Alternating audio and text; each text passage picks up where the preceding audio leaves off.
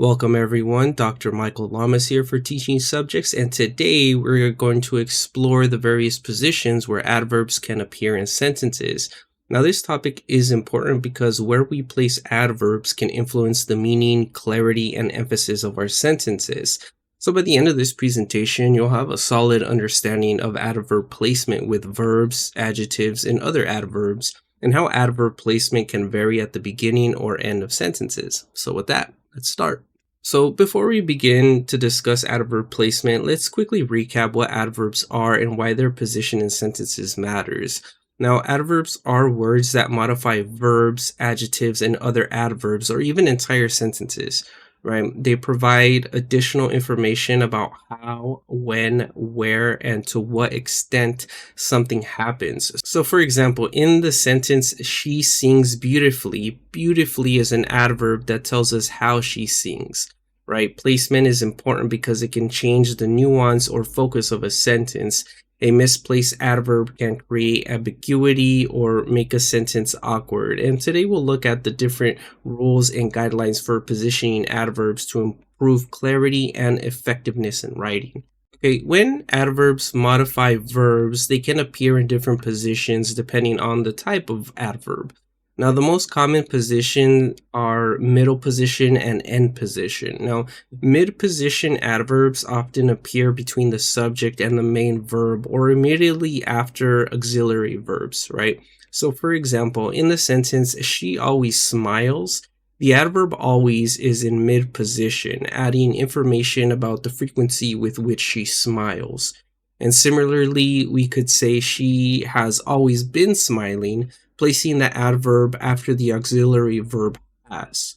Now, end position is common in spoken language or when we want to place emphasis on the adverb. So for instance, she smiles often places the focus at the end, making it sound more conversational.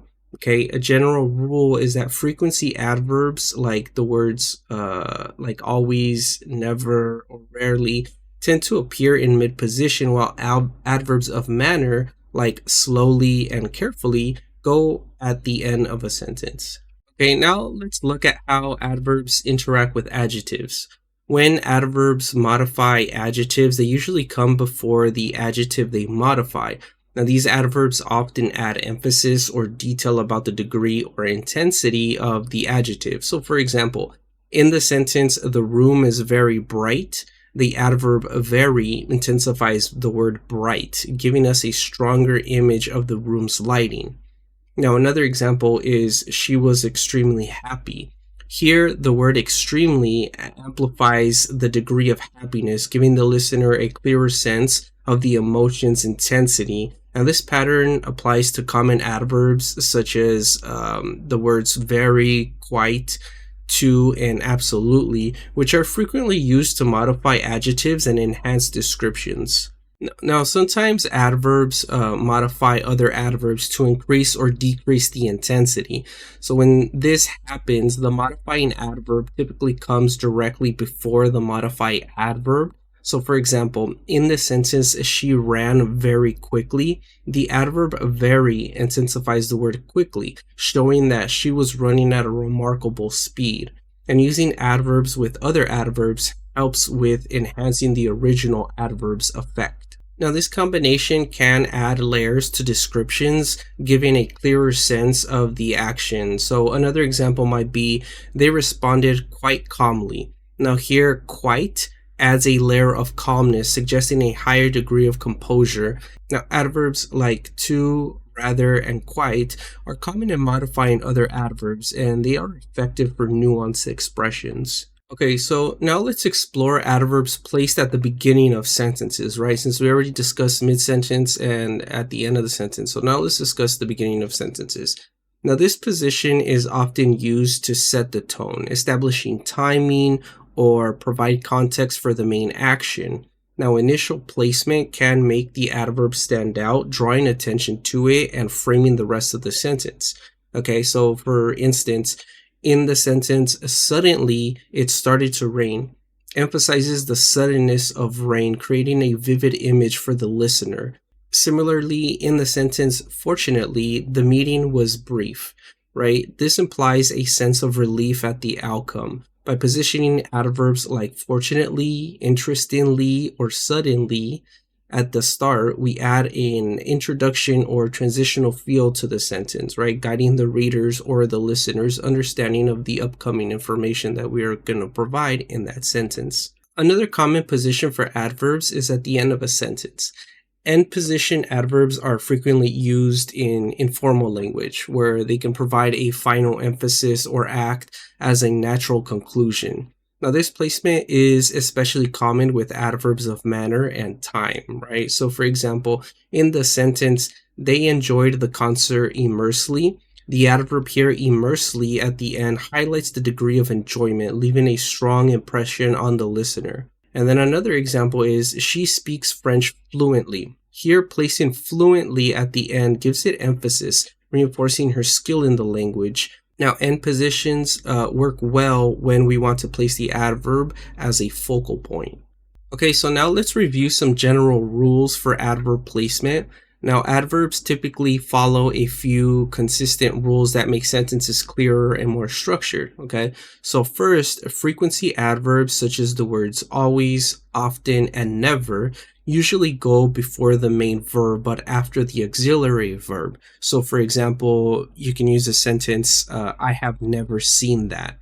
And then another rule is to place adverbs as close as possible to the word that they modify, especially in complex sentences, okay? So for example, she can definitely come versus she can come definitely. In the first sentence, where definitely is near can, sounds more natural, okay, compared to the other sentence. Now here, keeping these positioning guidelines in mind, this will help you avoid any kind of ambiguity or misinterpretation in complex sentences. So keep that in mind. Now, although that there are some general rules, we also encounter exceptions, especially with adverbs of time and place, okay? Because the time adverbs like the words yesterday and tomorrow are typically placed at the end of sentences, okay? So for example, he will arrive tomorrow. However, for emphasis, we might start with these adverbs as in tomorrow he will arrive. And this also works for place adverbs. They are typically found at the end of a sentence, okay? Now, in some cases, adverbs can also be repositioned within a sentence for emphasis. So, for example, in the sentence, eventually he found the solution. This emphasizes the process, highlighting that it took a while. Okay, now being aware of these exceptions allows for flexibility, especially when you want to emphasize a particular point or set a certain tone. Okay, so just to wrap things up, let's summarize what we've learned in this presentation about adverb placement. We covered how adverbs interact with verbs, adjectives, and other adverbs. We also discussed their positioning at the beginning and end of sentences and explored common rules to help guide your choices.